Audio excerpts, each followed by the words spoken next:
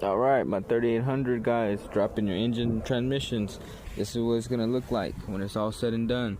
This works for 3800 supercharged, 3800 naturally aspirated, 3.4 liters, 3.1 liters, everything. You go ahead and disconnect your power steering.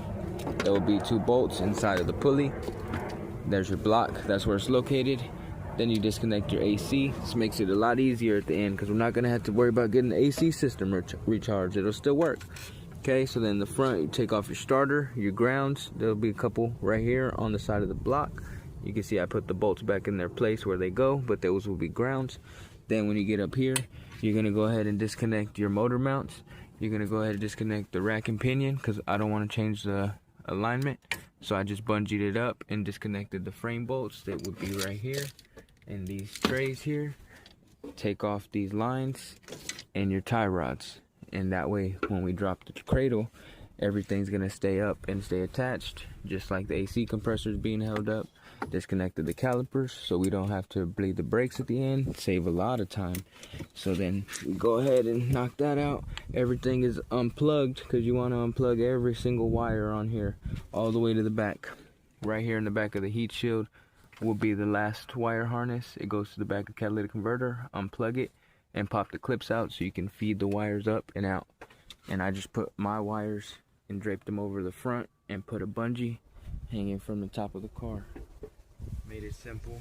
Nothing's in the way anymore. And I know I'm not gonna stretch any wires or possibly break them when I lift the vehicle up off of the actual chassis. I'm just jacking it up and putting tires underneath right now, and then make sure nothing is dragging. Make sure you're not pulling on anything as you lift up on the body. And we're gonna leave the engine intact just like this one is here. It's coming out just like this. This is the full cradle. There's 2 bolts on the back of the exhaust. You take those off so that the exhaust system stays with the car. When you go ahead and lower the entire unit down, it's gonna stay intact. Disconnect all your wires. These are the far as back as it goes, the O2 sensors, and then the one that'll be in the back of the catalytic converter. Just like that.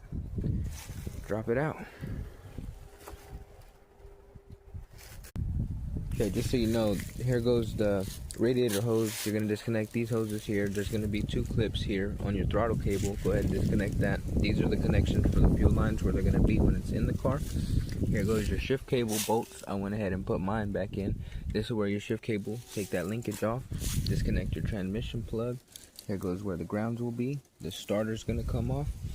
And after you get all that done, the strut bolts will be right here.